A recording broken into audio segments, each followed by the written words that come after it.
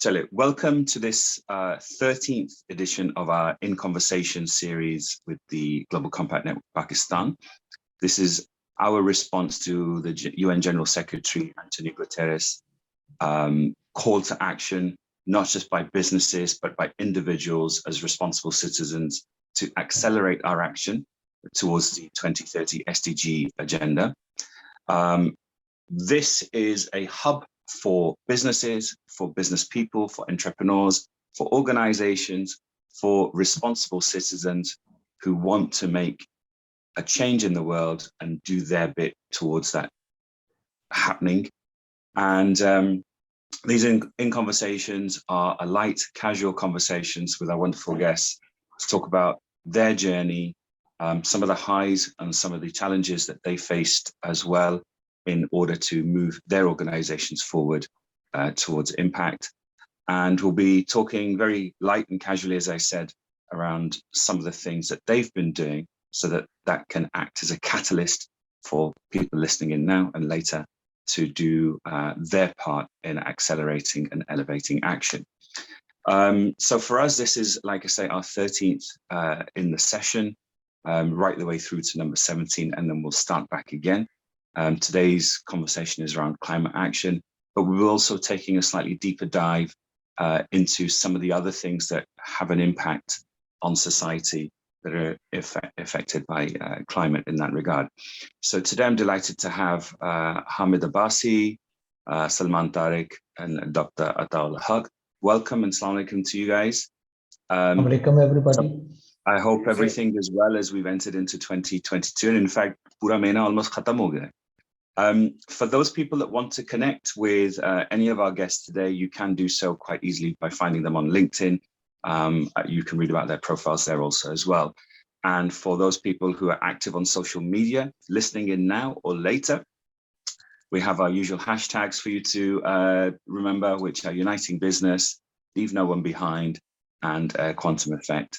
And of course, everything that we're talking about today is just one part of our entire ecosystem of actions and impact. So the conversation doesn't stop here today. This is just a starter for 10, as they say, or kuch aur baatein hum aage karenge, and other events that we have lined up this year that will take place. So I just want to give everyone just a moment to get settled in and have a think about some of the things that they've been doing around the world, but also in their particular communities as well. And if I start, perhaps, I'm going to start with you, Dr. Saab. Aap bade hai is forum ke andar, so I'll start with you. Yes, you can very easily see my white hair. I'm not giving my age away, but I'm not far behind. So I want you just to have a think, basically. I mean, there aren't any questions in this session as such, but conversation here. So I want you to just cast your mind back to where you started your journey in advancing or accelerating the action that you're taking for climate action. And what was the kind of moment or pivot point that you said, "Mujhe bhi kuch karna chahiye"? And I really want just to understand what was your motivational what was your motivator or incentive to do something around climate? And then we'll move the conversation from there. Dr. Saab, over to you. Yeah, well, considering my age, you must understand that my experience is still too long, but I'll try to cut it short as much as possible. Well, to start with, I am basically a medical graduate and was practicing and doing job in Lahore General Hospital and its vicinity, which was a semi-rural area. While as a clinician, I saw that the incidence of skin allergies and asthma is on the rise. Once I probed it, can everybody hear me clearly? Okay. So once I probed it, I found that the pesticide use and the residues are creating these health problems. That motivated me to go into the field of environment. And instead of treating at the end of the pipe, why not go at the start of the pipe and find out the cause and treat it? So with that motivation at the back of my mind, I was selected for Masters in Environmental Policies, the London School of Hygiene and Tropical Medicine. So I did that Masters and diploma with, but my specialization turned out to be waste management environmental problem in Pakistan. So with that motivation, I came back, and my first project was hospital waste management and the characterization of waste with, well, that eventually it was sponsored by SIDA Inc. and culminated in setting up of incinerators in few hospitals. Later on, I ended up in the garbage of the world. And to my credit, Alhamdulillah, I have the only public-private partnership successfully operating in Lahore is Lahore Compost, now LWMC Compost, which is converting 1,000 tons of municipal solid waste into organic fertilizer. It's a commercial project sponsored by a very big Islamabad conglomerate, and the overall cost was $7 million. I designed, conceived, operated the project. And during the course of the project, we found out that this project qualifies for carbon emissions because all the landfill sites untreated with the biodegradable waste, they emit methane gas and are creating problems, ozone depletion. So with that motivation level and all, of course, supported by my sponsors, we applied for registration with the United Nations Framework for Climate Change Convention, and Alhamdulillah managed to get carbon credits for reducing methane emission. So me and my team carries hands-on experience of how we carried out the project idea note, project design document, host country approval, validation and verification from UNFCCC, and then the auditors coming time and again. So that motivated me to so much that I managed to set up projects in India, Bangladesh, and few other countries where I helped them, reduce the carbon emissions. It turned out to be another commercial source of revenue for the sponsors. But on the other hand, it helped in reducing the methane emissions. And Alhamdulillah, we have, contributed in reducing carbon emissions in the real practical sense of the word. Yeah, that's so amazing. what my heart bleeds is that Pakistan, I mean, let's take the case of Pakistan. Every city is littered with mountains of garbage. That is a methane. Well, people have been talking a lot about landfill gases, waste to energy projects, but what we did was the most basic things. I keep on telling the world that, look, we are a developing world, so let's do the basics. The basic is, unless you pass metric, you cannot go on to graduation and PhD. So, I mean, when somebody tells me that we can set up a waste to energy project, $100 million, then we don't compare ourselves with European nations who have spent 150 years in reaching that stage. So we must do the basics. Then, being the managing director among the 56 companies of the Punjab government, I was the managing director of Gujranwala Waste Management Company, and we were involved in collection, transportation, and disposal of the waste. I was leading a team of 3,000 field people, 45 executives, and we did it very well. And we managed to clean the city Gujranwala, which was once considered even dirtier than the city of Karachi, with key performance indicators and things like that. Although the landfill site is still managed, the basic carbon emission thing is still there, but at least there has been a starting point. So what I feel that I'm confining myself to my basic subject, that is reducing carbon emissions from the landfill sites. It is not only a commercial venture for the investors, but it also helps reduce the biodegradation and how we are polluting the environment and the adjoining vicinities, and how we are contaminating the groundwater. It can all be reduced with one effort. So, Dr. Sab, I'm going to ask you just to pause there, because I want to come over to Salman and then Hamid.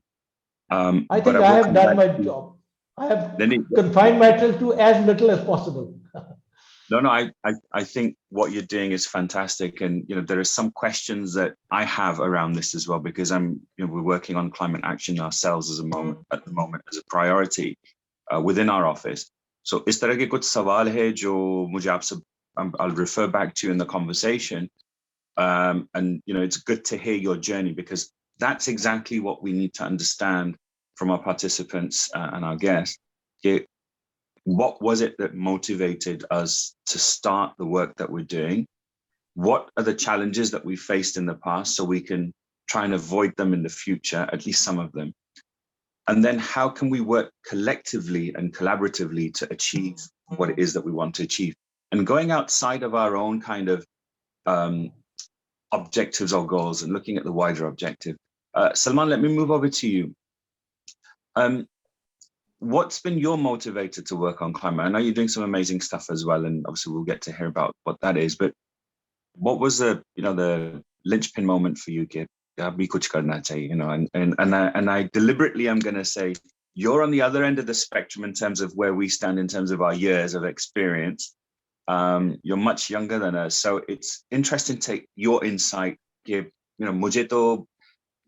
if I think about myself, I obviously was aware of climate probably during my teens and my youth, but never really did much. I think more than anyone else, it's only in the last 4 or 5 years that I've really become somewhat of an activist and ab kuch zyada, where I'm actually concerned, genuinely concerned, I'm not even thinking about not just next generation, I'm actually thinking about my generation. You said hamare liye bhi kuch mushkilat ho, and moving to 1.5 is clearly not enough. We need to move to net zero. So what's been your motivator, and what was your moment to batli jali ke ab kuch karna chahiye? Yeah, thank you, Zubair, and thank you, Dr. Atta. Good to see that there is a fellow garbage enthusiast on the panel, because I'm from the same field. Again, nobody's born an environmentalist. It's just your path and your journey at some point in time kind of convinces you and converts you. For me, I was lucky enough that my first job ever 12 years ago, after I did my undergrad, was at an organization called Karachi Electric Supply Company. It wasn't K Electric. It wasn't this fancy Twitter responding K Electric. It was the one where everybody just used to abuse and kind of not look at it good terms. But I was lucky enough that one of the first projects I did over there was on waste to energy.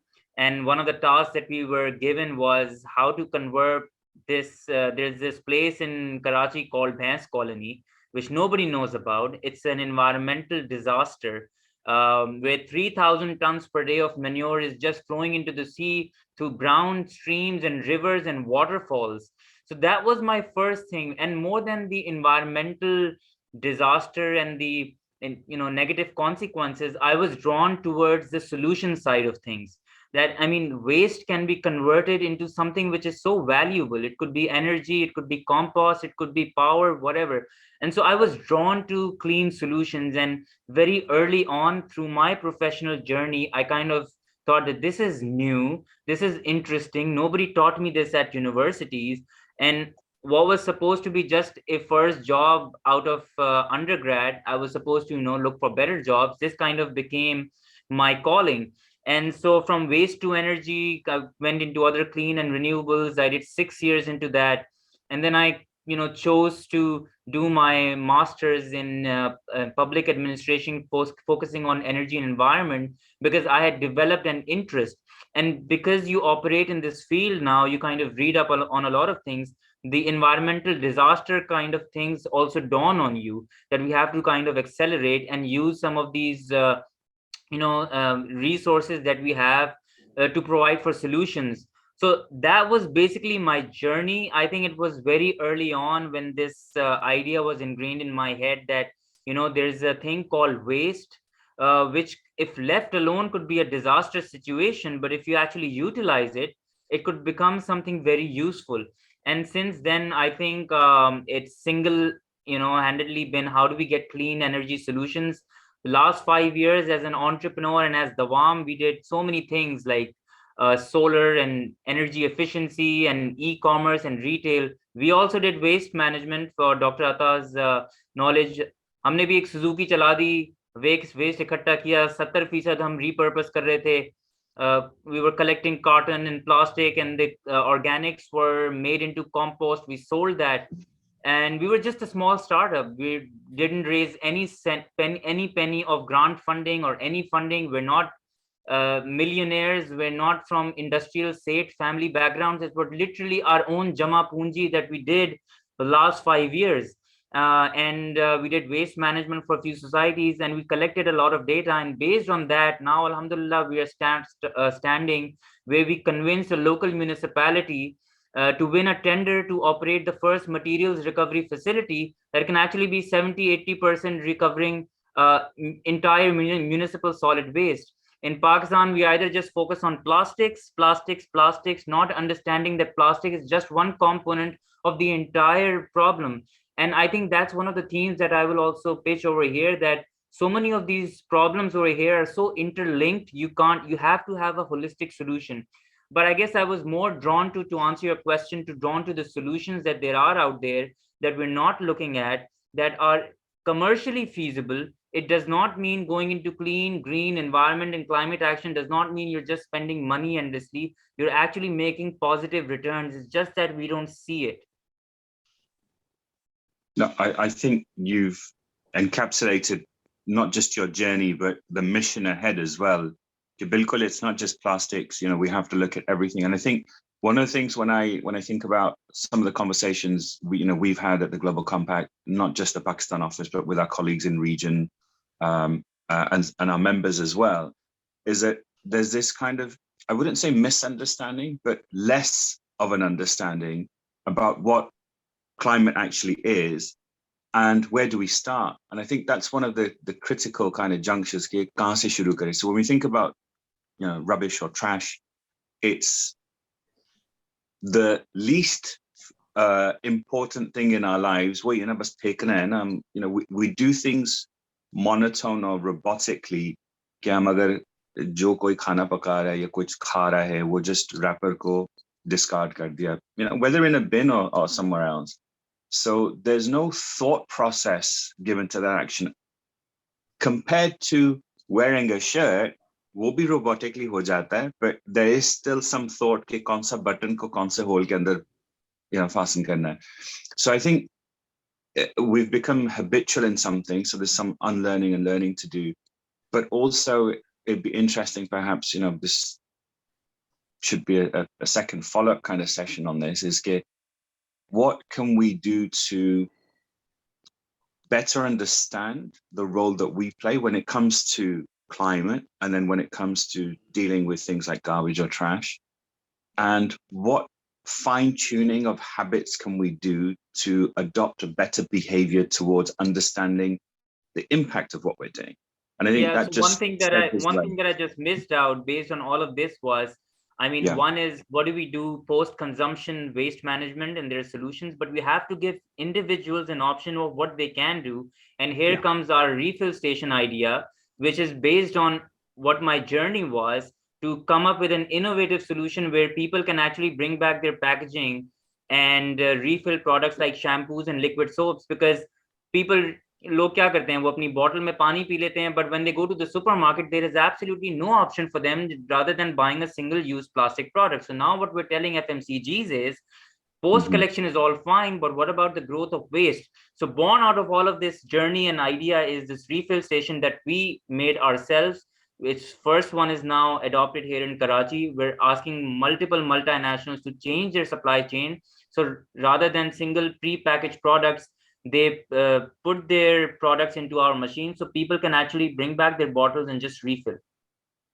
So that's a very innovative approach. It touches on behavior. There's also investment cycle in there as well, not just in the way you're doing things, but also reassessing investments. I'm sure CFOs, and it's interesting because now there's a CFO SDGs task force as well, to look at how to find savings, but it might also be a replanning completely of organizational structure. You mentioned supply chain ki baat ho rahi hai.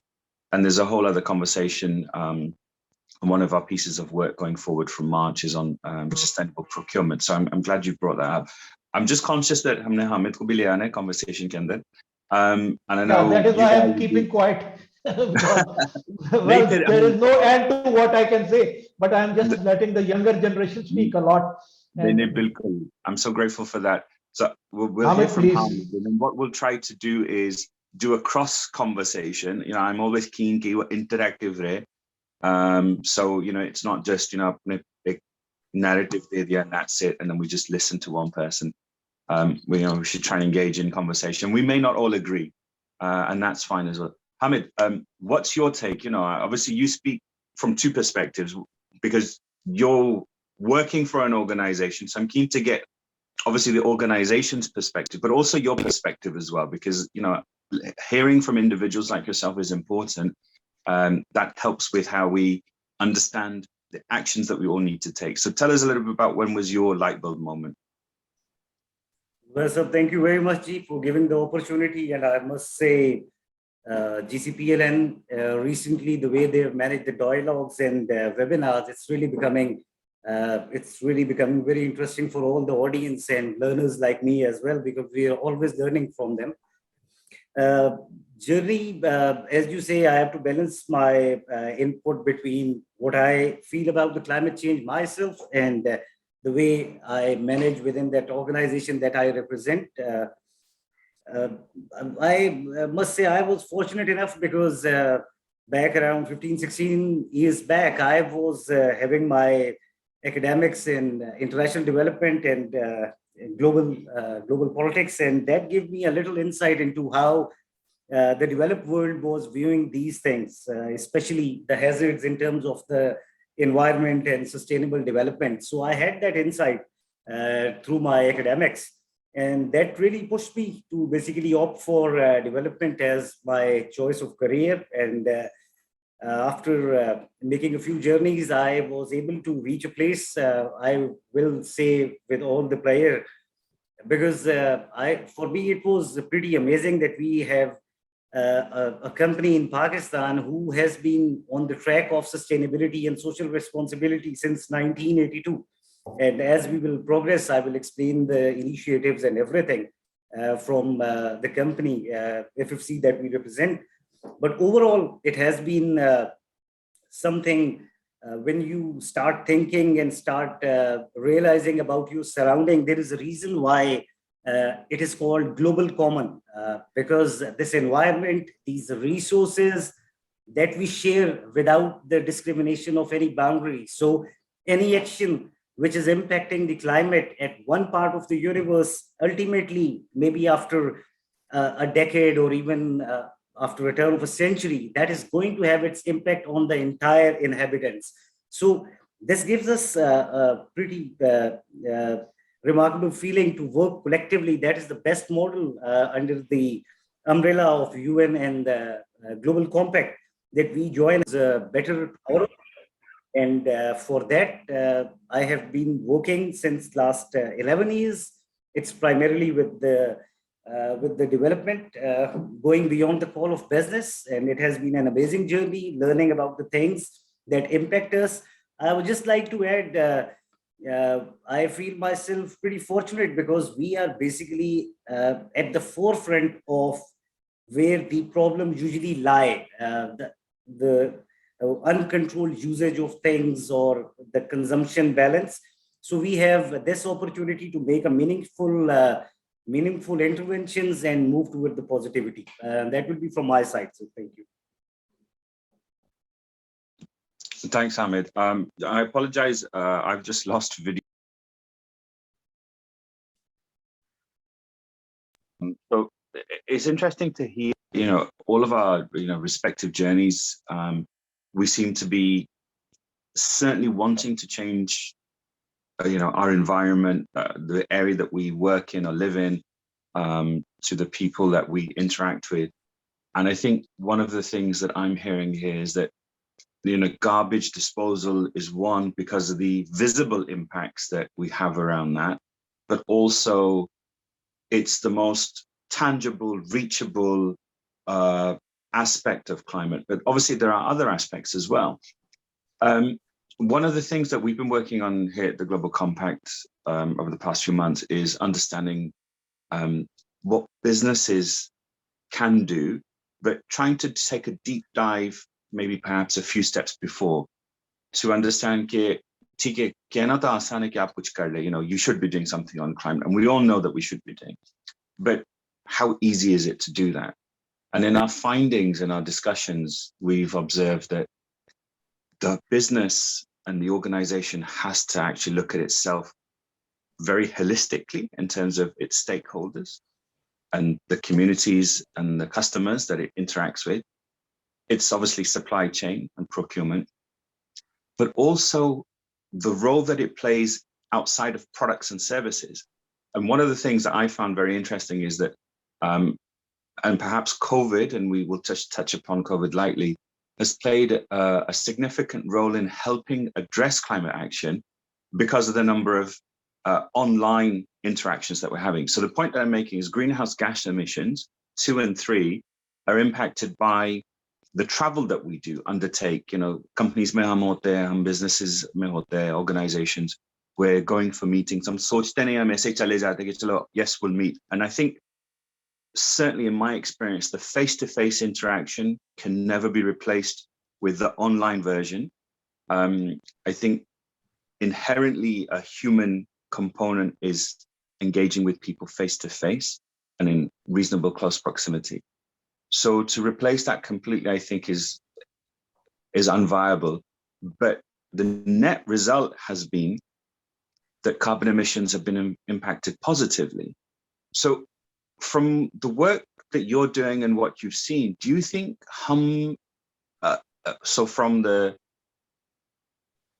trash perspective, behavior perspective, companies reallocating investment in infrastructure, us all being activists, planting more trees, you know, looking at our products and buying them from refill stations, like Salman said, to looking at the way we go about our daily business, I want to understand, and I'm trying to incorporate a number of questions that are coming here as well. But we have enough to be dealing with in our daily lives, and then lo, ek aur cheez. And this is just too much. Do you think that this is too much? Or is this going to be overwhelming? What are the easy things that we could all be taking? And I don't mean individually, I'm talking about organizational level, so that organizations can help facilitate staff members and communities. Staff members can feel less overwhelmed. And jab hum dekhte hain ki acha humne climate, how do we get to it? We don't worry too much about the impact of what will happen if we don't address climate, but we are positively excited about the impact we make if we get it right. Salman, let's start with you on that one. Sure. I think first of all, let's say this and let's digest this. The climate problem is a complex problem, right? Having said that, the easiest thing is that there's so many things that we need to do across so many sectors: the energy sector, the power sector, the transport sector, the building sector. And for all of these subsectors, there's an entire value chain from the production, consumption, transportation, distribution. When you start making these subsectors and the entire value chain, a grid emerges. Within that grid, there are multiple solutions that need to be done. The first thing that we need to do is break this complex problem down to simple, manageable, digestible chunks. Not everybody, not every organization can do everything. There is no billion-dollar project or a silver bullet for the solution. The only way that we'll ever solve the climate problem in the timeline that we have is if we crowdsource solutions across various stakeholders, individuals, corporates, government. Yes, the government has the topmost responsibility to put the policy in place, to kind of put the incentivization to herd the community towards certain solutions. There are some nature-based solutions that might not have a commercial angle, so the tax money and the grant money and the development fund money needs to put in, but there are commercial solutions. हमने भी तो ढूंढा है ना refill station का अपने उसके ऊपर. It's a commercial solution. So the idea is, yeah. Sorry, go on, continue. So the idea is to break it down into manageable chunks. If every individual in every organization सिर्फ एक चीज कर ले, पहले measure तो करें आप कर क्या रहे हैं, right? That was the point I was going to come to. Yeah, how can you everybody these days, every random state is just doing blind targets. By 2030 I will be carbon neutral, because you have to sit in a chamber of commerce and you don't want to look like a fool while everybody else has targets. So I will be neutral by 2030. That means something. What do you need to do? थोड़ा सा solar लगाएंगे, थोड़े से दरख्त उगाएंगे, थोड़ा trash कम करेंगे, थोड़ी सी recycling करेंगे, 10 साल में करेंगे, वो पैसा कहाँ से आएगा, उसकी इन्वेस्टमेंट कैसे होगी? Make a plan first. If every individual in every organization can just do enough to cover their own emissions, we will go a long way in solving this problem. No, I think you've hit the nail on the head, Salman, and I'm so glad you brought that, because that's what I was trying to drive to. कि शुरू करने के लिए हमें पता तो होना चाहिए ना हम कहाँ पर है. So having the vision is great, and I'm so excited about the conversations that we've been having and the actions that people are taking, and people like yourselves, and not just within the Global Compact Network as well. कि वाकई में हमारा vision है कि 2030 तक हमने यहाँ पहुँचना है, and that's just around the corner. I mean, you know, we're already halfway through the SDGs, right, in terms of years. But I'm so glad you raised the point that we need to understand where we are right now. So baseline hona chahiye. And you know, for companies and organizations, regardless of size, that are listening in right now or later, if you want to understand where you are in this journey, where's your baseline, then reach out to us, take our rapid assessment, understand where you are, and start understanding exactly the impact that you're making at every single level. So thank you, Salman, for that. One of the things that I also want to incorporate, you know, again, bahut sare sawal aa rahe, and I'm conscious that we've got a limited amount of time and we need to get through so much, is that we talk about 1.50 or UN Global Compact ka ek report last year tha, that was one of the themes of the Leaders Summit as well, that we need to get, you know, we need to address this 1.5 degrees. But there's also a conversation that, you know, 1.5 degrees is just the bare minimum where we should be. And I'd encourage everyone to, you know, read that article and study, and you can find that on the Global Compact website. We need to move to net zero, because moving just a few degrees is a significant task. It's a significant milestone, and uske bahut benefits bhi hain. But that's not where we need to be. We need to move to net zero. We've touched upon, you know, again, garbage and some of the small actions and various things like that, and we know it's going to take time to change. One of the things that I've been talking about to my colleagues and counterparts in other offices and HQ is that quite often Pakistan doesn't get, so I'm going to say this carefully, we get the recognition, but we shouldn't be getting recognized in that sense. It's not about recognition. The point I'm making is that I don't believe that we're a developing country anymore. I believe that we have gone beyond that. There are certain things that we see accelerated in Pakistan. For example, you know, the rate at the number of startups that are opening up in Pakistan, and entrepreneurship is probably the best anywhere in the world. But those conversations, they're still misjudged. So I want to ask your opinions on what role does technology play in accelerating and advancing our efforts as organizations and individuals, and, you know, cryptocurrency ki bhi baat ho rahi hai, and, you know, using smart technology to track garbage and emissions and things like that. Hamid, what's your organization's view on technology and using that to impact or address climate action? It's a huge field, but I will try to make it as precise as possible. Ji. Been blessed to be in a company that has been very proactive toward adopting to the technology, because at the end of the day, that is what drives the efficiency. Without technology, that is totally out of context. So I will share businesses, whatever they can do in these challenging environment. I can assure you they're going an extra mile. That is what I will definitely try to add here. In 2010, we started an effort, and that was to go paperless. And Alhamdulillah, it took us around 1-2 years, and we were there through using the top of the line processing technology. Plus, if you see ourselves, we have not limited ourselves to the way we operate the waste that comes from there. We are responsible in terms of the product that we sell. We are into the agri-import business. This is what we do primarily.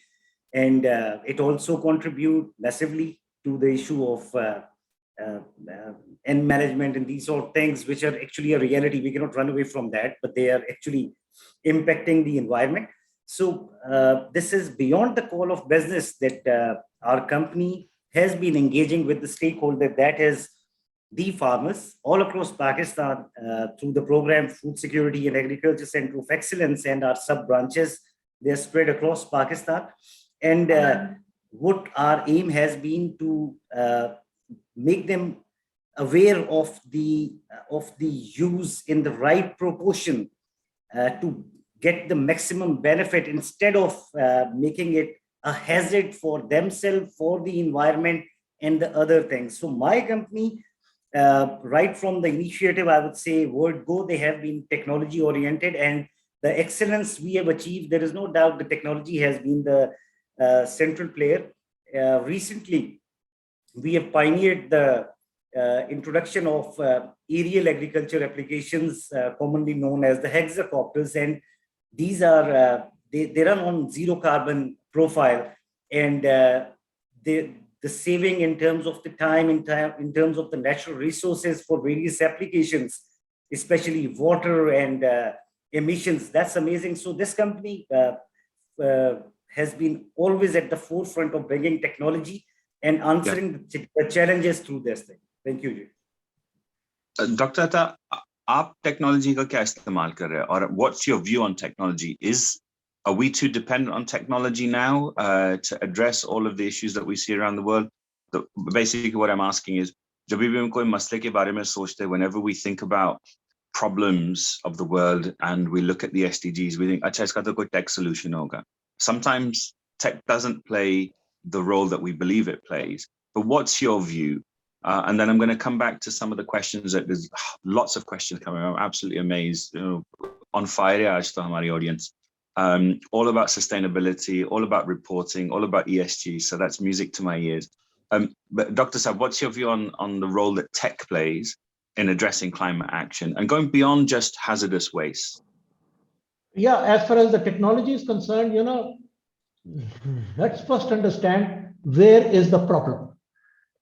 As far as the garbage is concerned, as soon as the garbage is out of the house, it is the property of the government. It's the property of the municipality. So no private sector can, just go like that and start picking it. Well, you can do that for private housing colonies, for decentralized systems. Now, if you have to adopt technology, the only way out is public-private partnership. Now, where is the problem in public-private partnership? The inability of the public sector to part with their assets and part with their power and the control. That's where we lack, and that's where the problem starts. As far as the technology is concerned, I'll be very focused. As Mr. Salman Tariq mentioned about that,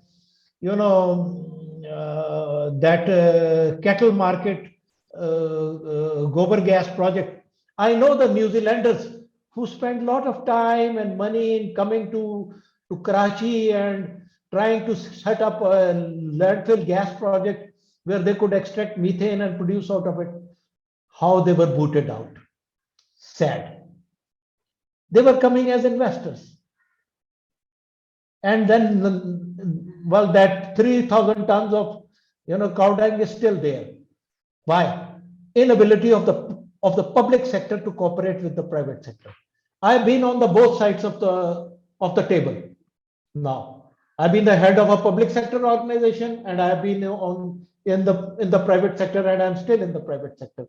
So I still feel that the technology has to be viable, afforded, and there should be no copycat paste. We should not be talking of what is happening in California.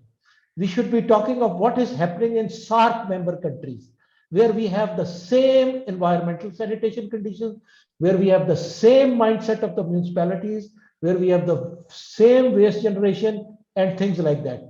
What we should be following the success and failure stories of the SAARC member countries. And that is where my success was. I'm not talking of $100 million waste to energy project. That's a waste of time. My hair were black when I started hearing what a waste to energy project can do wonders, but nobody can in our part of the world because it's not viable and affordable. So let's talk of decentralized small scale composting projects. And as Salman is going into a material recovery facility, that's another effort where we will be reducing carbon emissions through a decentralized system and a technology which is viable and affordable. So if I am able to answer you, then don't go for high profile things. Go for viable and affordable technologies that are successful under our type of conditions. I want to ask, I'm going to try and flip back to what Salman was saying earlier about understanding where we are in order to realize the actions that we need to take in order to achieve the vision that we want to do. And Dr. Sabja aapne bhi baat batayi ke chote actions le. So they're measurable, right? And based on what Hamid is doing demonstratively in your organization. So you've got theory and practice in place. Do you think, and anyone can answer here, and just a short answer, do you think that we need to have regulatory structure in place to have companies of all size, not just multinationals, because quite often the focus is on bada company hai to unki zimmedari banti hai. Every single company, or even a chai wala, should there be regulatory pressure is the wrong word, but a regulatory requirement to report on what you are doing, going beyond ESG, but specifically on what is your emission or climate carbon footprint related to the activity or the business that you're in. Ye ek aana chahiye?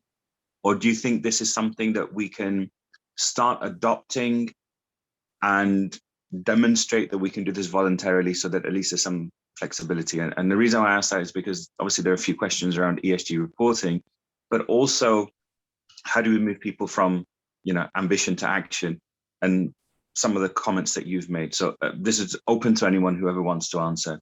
Regulatory framework hona chahiye ya regulatory requirement honi chahiye to report on what all of us are doing as organizations on our emissions or carbon or climate action? Yeah, I can go first. Absolutely honi chahiye, but wo regulations to aa jati hain, but what is the best way to implement them, right? I've consulted with banks. State Bank of Pakistan mandated all banks to have environmental risk management implemented 5 years back. Still, then most of them don't have it. The other thing what we've seen is there was a plastic ban in Pakistan. Never happened. Bans don't happen, involuntary things don't happen. My thing is, let's incentivize them. We are trying to formalize the economy. There is this effort on tax being collected. Why don't we combine both of them, where you get some sort of tax credits to organizations that have a certain portfolio of their investments tied to environment, if they are basically reporting these, but you need to have some sort of a certification body. The other thing we're good at, Pakistanis or anybody, is to look at other ways and jugars of how do we get reports made and other things. There has to be some sort of a certification system, but start with incentives. Like, for example, I'm an environmental startup. No bank would touch me, right? Because A, I don't have any collateral, and B, I was in an environment. Where was this done? Is this any proof? What if I'm a new innovative entrepreneur who's trying to do things like refill station, which has never been done in the entire world? Nobody would give me financing. So point is, there has to be incentives for those organizations, funds, and VCs who have a 10% of their portfolio, for example, investments in environmental companies. Then finance will also flow in. So yes, I believe there has to be regulation, but how it's implemented is more important. So I've got, I want to come back on that with an offer, right? We're obviously a body that is here to support and work with business and organizations and government to advance a particular agenda or mandate, which is impact. Why don't we help with your case study, right? So awareness, but we create karna and create advocacy.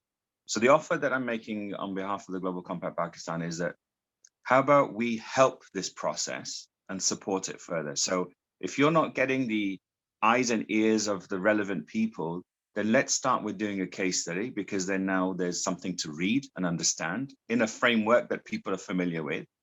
And then when we talk about certification, well, maybe that's something that we can be best placed to offer and understand and be party to, you know, in some kind of public-private partnership. So ek shuruaat to kar lein. So let's do that.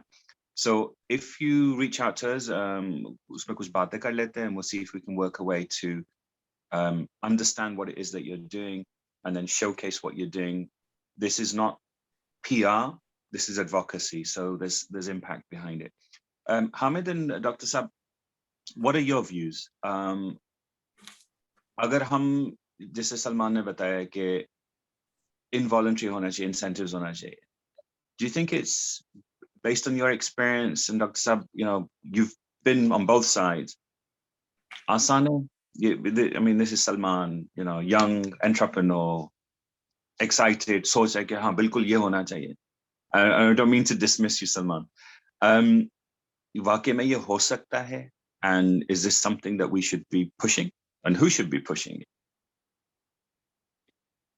Well, I feel that, coming back to my own subject of decentralized systems, it is definitely possible.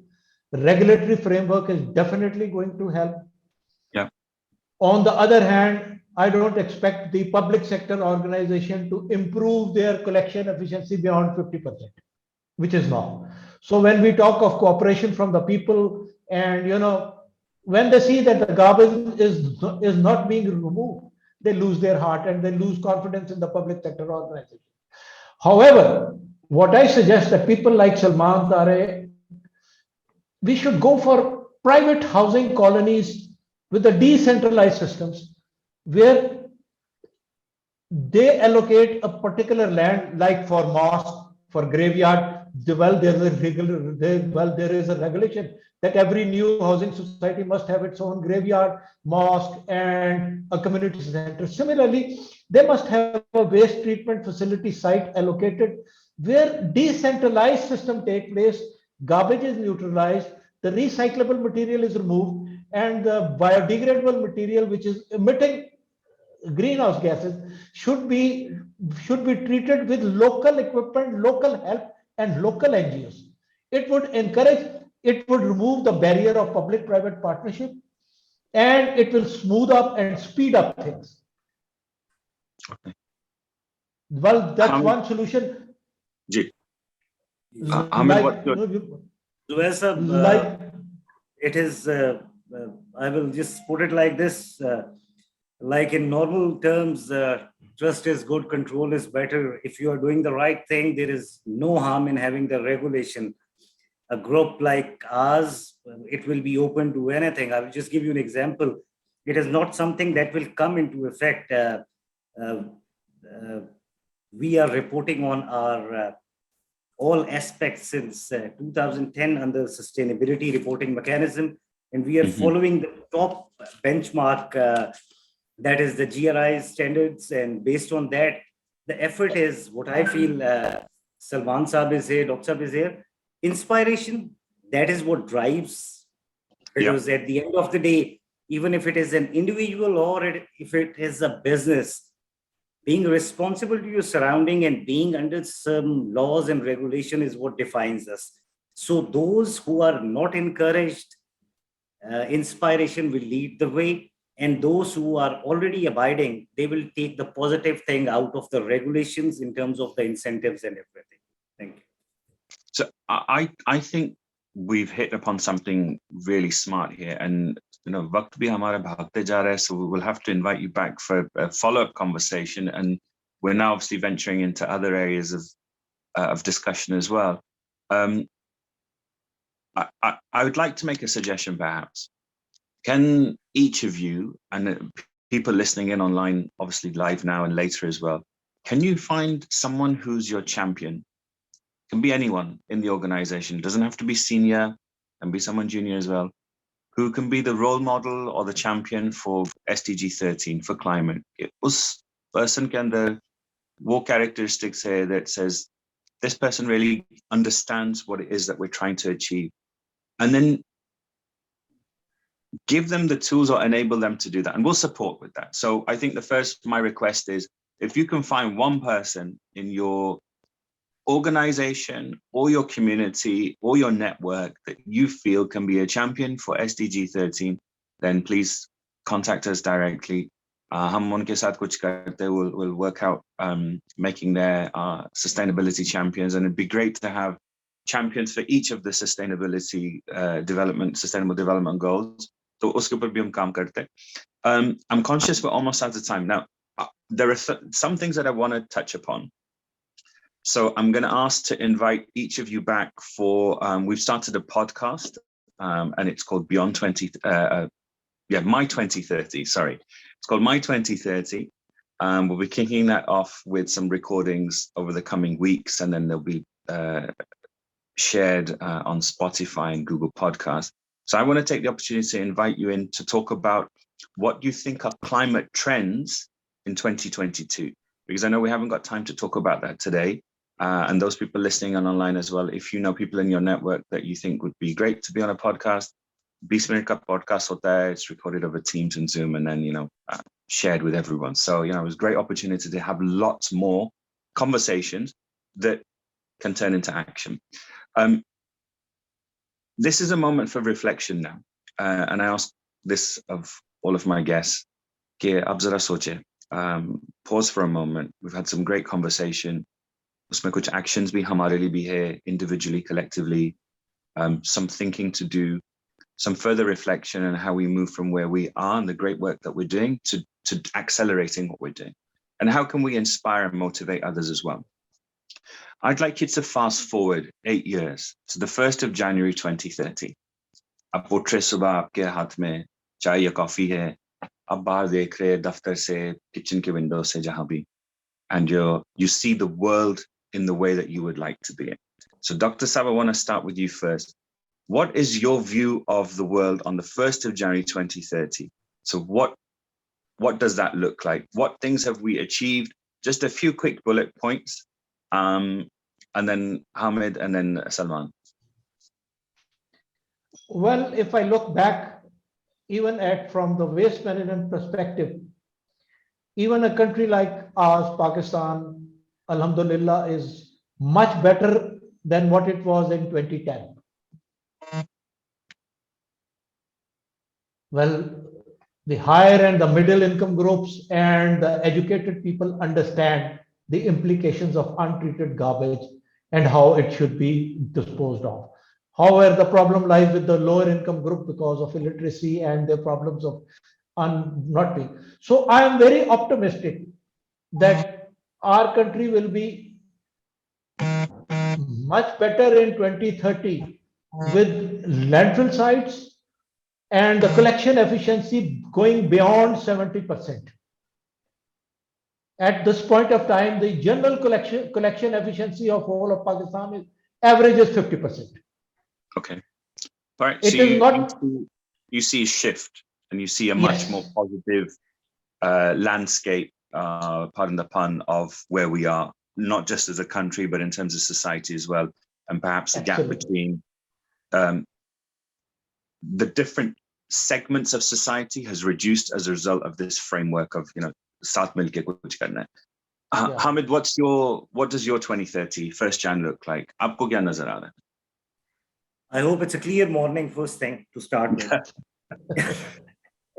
Overall, I would say, as a business perspective, where companies like us, we are there to go on a socially responsible, sustainable path. I believe the consumer at the end of the day needs to be equally synthesized regarding this thing, that what is responsible business, what is responsible conduct, because at the end of the day, it encourages the business to adopt that line. So a lot of companies already in Pakistan, there's a huge spectrum of what we call collective development that is happening. And hopefully, as we move into the time beyond 2030, the resolve is not till 2030, it is for a sustainable future for the next generation. And we foresee that all individually and collectively will be gearing toward that objective. Thank you. January 2030, I wake up, I have my chai, I go down, my electric vehicle is charged. I pass by the garbage truck, which is picking up wet waste today. So everything is segregated. I go to my neighborhood shop with my refillable bottles. I refill my shampoo, soap, powders, and use my existing packaging and come back, so that I had a clean drive. I reduced my garbage and my garbage is recycled. So that is the norm that I see in 2030. That is what my company is going to work for. Excellent. Is this your dream or your grandson's? My dream. लेकिन gas उस वक्त भी नहीं आ रही होगी. Yeah, please apologize if I am being negative. Well, sometimes, but with all the experience and all the barriers I've been facing, I sometimes, feel like saying so. But anyway, no sir, I completely understand. और मैं भी इससे गुजर चुका हूँ, इस garbage के sector से. मुझे पता है कितना frustrating होता है. But I guess there are so many things that are changing in the past couple of years with the advent of COVID and how हम कभी सोच सकते 5 साल पहले जब मैं अमेरिका से वापस आ रहा था, I never thought that we can use Careem over here or Uber, because who is gonna get into a random person's car and call them from an app? Who's gonna use Google Maps over here? But the rate of technology adoption, especially the fact that we have a young population, we sometimes underestimate what these Gen Zs are capable of. So the baggage that we have of living our lives, these younger people don't have. And they were very quick to adapt to new lifestyles, new technologies, and newer ways of living. I think you've hit the nail on the head there, Salman. And I wouldn't necessarily put it just down to there's a different mindset. There clearly is a different mindset, and I see that in my own. I have teenage children, and some of the younger organizations that are members of the Global Compact, we see there's a very different thought process. But I think it's also valuable to highlight that with the experiences, and age old saying कि experience को कोई चीज replace नहीं कर सकता, but I kind of make a hybrid sentence there, that the current generation and the work that people like Dr. Saba have been doing have perhaps created a pathway that's got less hurdles in it. वो शायद 40, 30, 10 साल लगे, and the stuff that your generation is doing and future generations will maybe be accelerated, but there'll be other complications alongside that as well. When we talk about regulatory environment and things like that, will it work, will it won't work, should it even be there? I mean, it's all collective responsibility, right? It's been absolutely amazing. Jazakallah for all of your insights, views, and like I said, this was a conversation, so we got to talk at least to some extent about some of the things that we're all doing and what perhaps more we can be doing. But the conversation doesn't stop here. There is a lot more to say, a lot more to share, and a lot more to inspire around. So join us for more conversations. Next time we'll be back on SDG 14. We'll be sharing the details through our usual social media platforms. Again, for those people listening in or listening live right now or later with the recording, don't forget to comment, tag, social media, posts, etc., with the hashtags Uniting Business, Leave No One Behind, and obviously Quantum Effect. Baseline ke upar bhi baat hui thi, understanding where you are. So for those people who are keen to find out where they stand against the SDGs and what they're doing on climate, you can take our SDG Me rapid assessment. So please contact us directly. We'll help support with that. And for those that want to talk more about the things they're doing, reach out to us for our podcast series that will be starting in February. Recordings are taking place at the moment, and we can bring you on and you can share your views and thoughts on what you're doing to accelerate action. And once again, you guys, absolutely amazing. We'll invite you back for more conversations. Obviously, podcast here, दूसरे webinar भी करेंगे. We have a SDGs 2022 summit in Karachi. Nuzat is sharing the details in the coming week. I think middle of March humne rakha hua hai, and it'll be again hybrid like last year. So with our colleagues from New York, and obviously international and national speakers through Zoom and at event as well. Salman, you were there last year in one of our panel sessions, so you know you can do the testimonials and stuff. And for everyone that's doing amazing work in advancing the SDGs, particular climate action, from us, all of us at the Global Compact, we want to say thank you for making those efforts and being part of collective action to really, you know, change the world. We'll be back again next month. For now, take care. Allah Hafiz. Yes.